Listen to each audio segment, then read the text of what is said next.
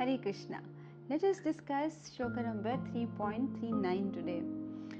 You know, there are different kinds of enemies.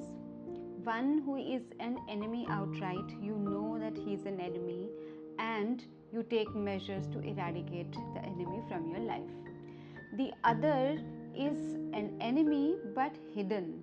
You take some time to figure it out, but then once you know that that person is an enemy, you take measures to eradicate. But there are some enemies who pose as friends in our lives, and throughout our life we do not come to know that it is indeed a very, very strong enemy in disguise. And since we never come to know about it, what happens is that we fall prey to its very devious measures that it adopts to defeat us. We are going to be talking about one such enemy today. We have been talking about it. Actually, Krishna has been talking about it, and let's continue our discussion further on this third type of very, very, very veritable enemy. So, first let's say our prayers and then we will continue. Om Ajnanatimirandhasya Jnananjan Shalakaya Chakshurunmilitam Yena Tasmai Shri Guruve Namaha. Namo Om Vishnu Padaya Krishna Prasthaya Bhutale Srimate Bhaktivedanta Swami Niti Namine Namaste Saraswate Deve Gauravani Pracharine Nirvishesha Shunyavadi Paschatya Deshatarine Jai Shri Krishna Chaitanya Prabhu Nityananda Shri Advaita Gadadhar Shivas Adi Gaura Bhakta Vrinda Hare Krishna Krishna Krishna Hare Hare Hare Rama Rama Rama Hare Hare. So let's talk about this very, very devious enemy in our lives. First, let's say the shloka aloud. Avritam jnanametena jnanino nityavairina kamarupena kaunteya dushpurena nalena cha. So when we read it in English, make it in the form of English poetry, this is how it sounds. It's an humble event. Let's see. Covered pure consciousness by this, of the knower by the eternal enemy, in the form of lust, O son of Kunti, never to be satisfied by fire also. So the translation by His Divine Grace, A.C. Bhaktivedanta Srila Prabhupada. All glories to Srila Prabhupada. Thus, the wise living entity's pure consciousness becomes covered by his eternal enemy in the form of lust, which is never satisfied and which burns like fire. So, Krishna goes along in this shloka to describe this enemy further. He has spoken about this enemy already in the previous verses, but now he is giving more characteristics of this enemy. So Krishna is telling, first of all, that this enemy is eternal, not an enemy of a day or two or months or maybe even of one lifetime. It's an eternal enemy. Then this enemy is hidden and surreptitious, which means this enemy doesn't look like an enemy. It poses as a friend, and throughout our life we believe that it's actually our friend. Then it is insatiable, which means the more you try to appease it, the more it demands from you. So we are using these three words to describe this enemy called lust. It is eternal, it is hidden and secretive, poses as a friend, and it is insatiable.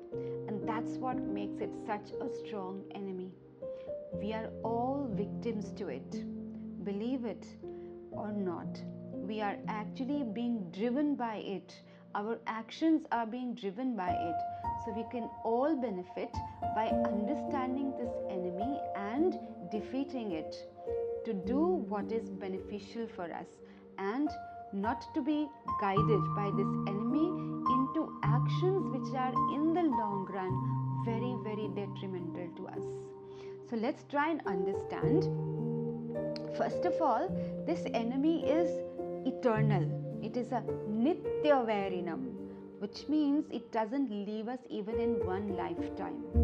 It accompanies us through lifetimes to, overpower our mind and senses and dictate its demands to us, so much so that we are forced to act according to its demands. We'll see how. Then it is an enemy which actually poses itself in the form of a friend. See, lust. What is lust? Lust is actually a very, very strong desire to attain something. Now that something can be an object, a person, money, opulence. It can be the desire for sex. It can be the desire for respect. Well, the desire for respect is a very subtle form of lust, but lust it is, definitely. Well, we may be hankering after any of these things, thinking that once we get this, we are going to be sorted. Once this desire gets fulfilled, then it's all right, then it's going to be all right afterwards. But we are in for a big surprise. Now, Srila Prabhupada tells us in his purport that in the material world, actually he calls the material world as the center of all activities, where the center of all activities is sex only. In our scriptures, this world is referred to as Mathunya Agar, which means the storehouse of sexual desires. It is by these desires one is propelled into, doing what he is doing. Running after things, running after people, running after money, after power. So it is ultimately everything can be boiled down to this desire.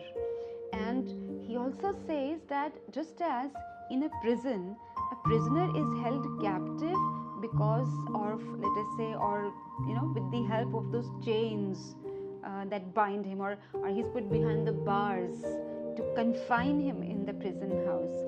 But in this material world, which is also likened to a prison, one doesn't need the chains. The shackles of sex life are enough to keep one bound to this material world, life after life. So this lust of sexual desires, so actually if you see, the porn industry in the world is a very, very big industry, and it's a very big problem. It's coming up to be a very, very big problem also.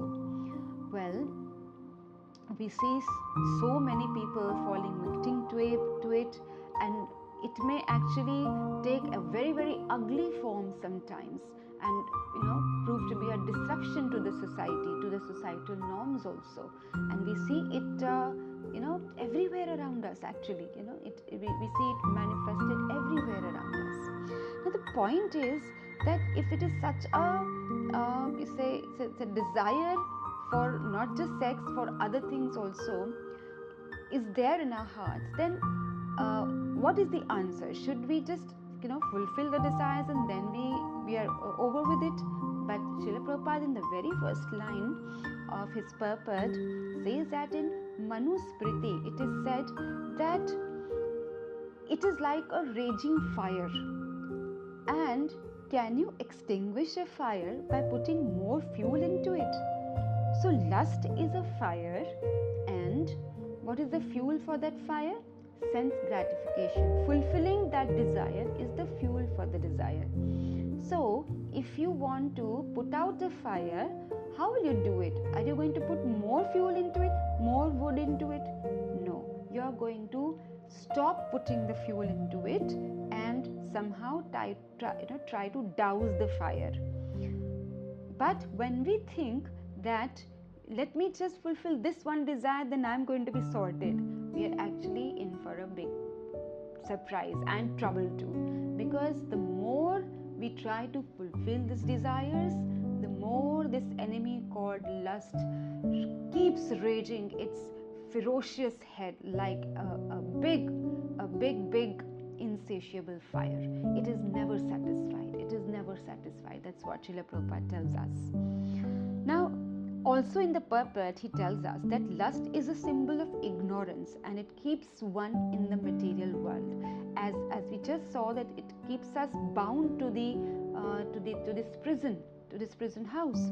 And during fulfilling our desire, and we have all experienced it, if we are able to fulfill a desire, we do experience some happiness for a very short period of time, don't we? And that happiness is actually the biggest trap. It is something like you put cheese in the mouse trap, and the mouse is trapped inside the trap, and he tastes the cheese. How much taste, how much happiness is the cheese going to give the mouse? Very small amount of happiness, and very temporarily. After that, the mouse is going to realize that he is in a very big predicament. He is caught and probably will be killed. Similarly, when we fulfill a desire, that little happiness that we experience from fulfilling that desire is a trap that keeps us, trying to fulfill this desire all the time. Now we might say, right now we are young and we have these kind of desires, but slowly as we age, as our age starts to advance, these desires will be over. Actually, I will tell you a couple of stories to prove a point. Actually, the point is that as we grow older, the desires may take a different form, but the desires never go away. Because when we're aging, it's only the body that's aging.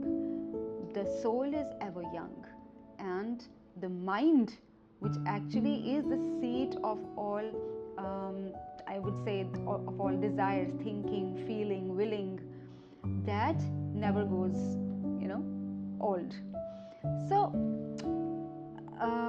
okay, I will first tell you the story from the scripture called Srimad Bhagavatam. There was once a king called Maharaj Yayati. You might have heard about him. It's a very long story. I'm just cutting it short and telling you the most relevant points about it. Now, he married the daughter of Guru Shukracharya. Due to some reason, they were caught in that situation where he had to marry Devyani, the daughter of Guru Shukracharya. Now, they were driven by lusty desires towards each other, and when King Yayati grew old also, he didn't want to grow old because he wanted to enjoy more and more with his wife. So much so that he persuaded one of his sons to trade his age with him.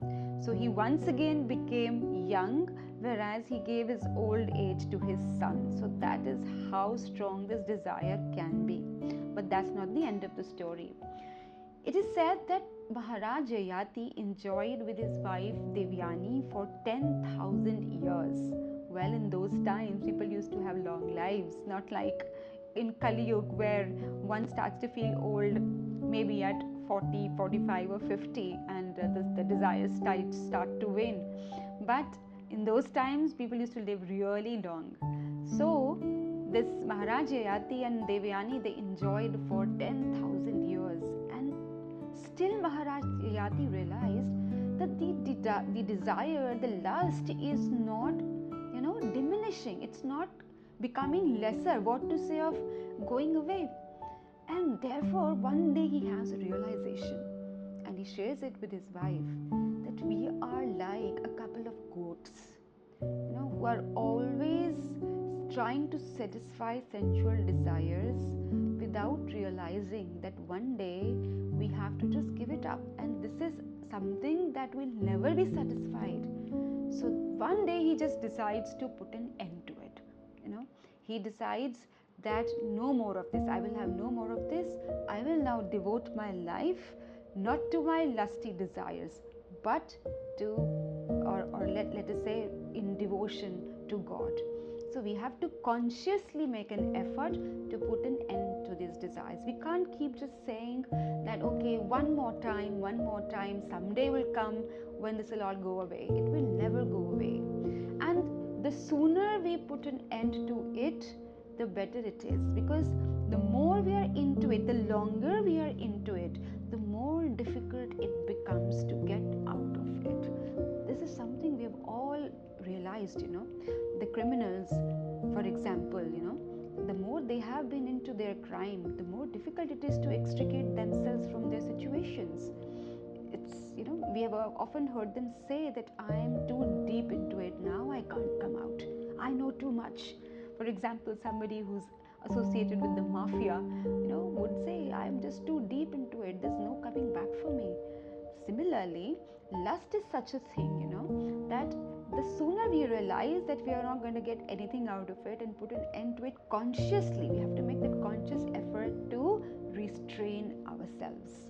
And that is what gives us power over this enemy. Well, Krishna is going to talk about how to deal with this enemy in the future verses, but this is just one hint that Srila Prabhupada is giving us here, that it's like fire. So don't be fooled into keeping, feeding it all the time.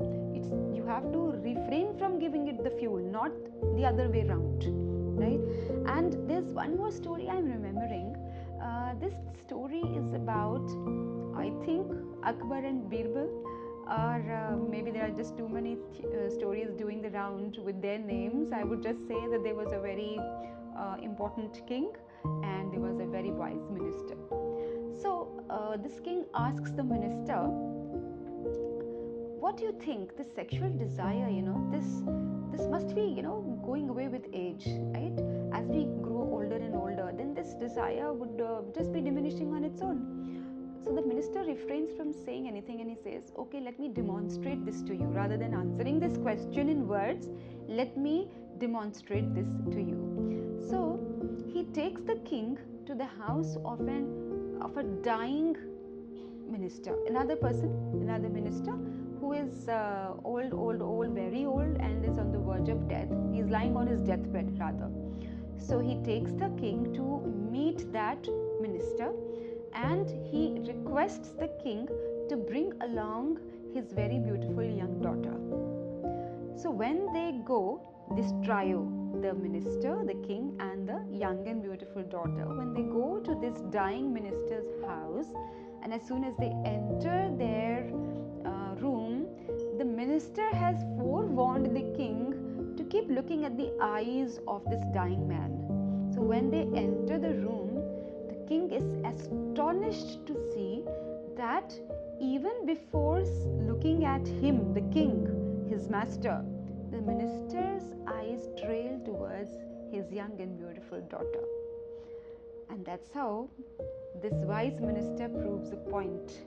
See, this man is on the verge of his deathbed, and yet his lusty desires have not taken leave of him, because that's really never going to happen.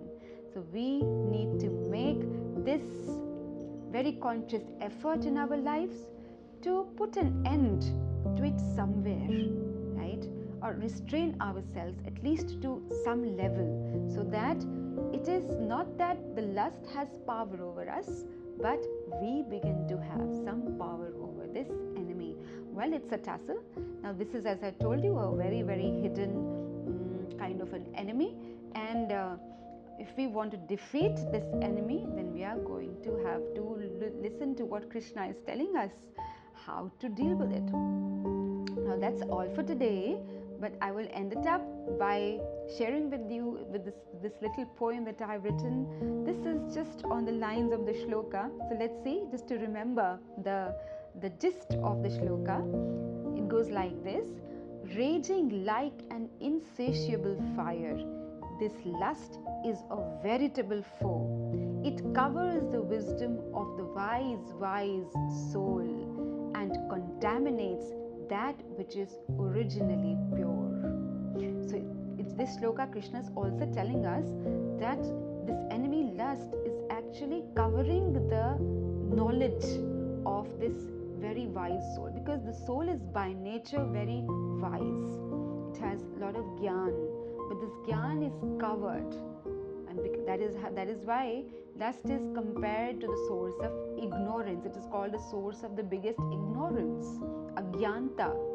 So this covers the wisdom of the wise soul. So we originally are very pure and wise entities, eternal entities, but our knowledge is being covered, eroded by this very, very strong enemy of ours, that is lust.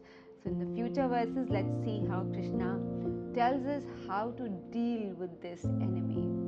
So be with me, and in the meantime, please keep chanting the very beautiful, magical Hare Krishna Maha Mantra, which is the key to our emancipation, the key to liberation, and the key to getting, let us say, attached to the lotus feet of the Lord, because that's the most important thing. That is what is going to give us the strength to come out of this material cycle of birth and death. Hare Krishna, Krishna Krishna, Hare Hare, Hare Ram, Ram Ram, Hare Hare. Keep chanting the mantra. Hare Krishna.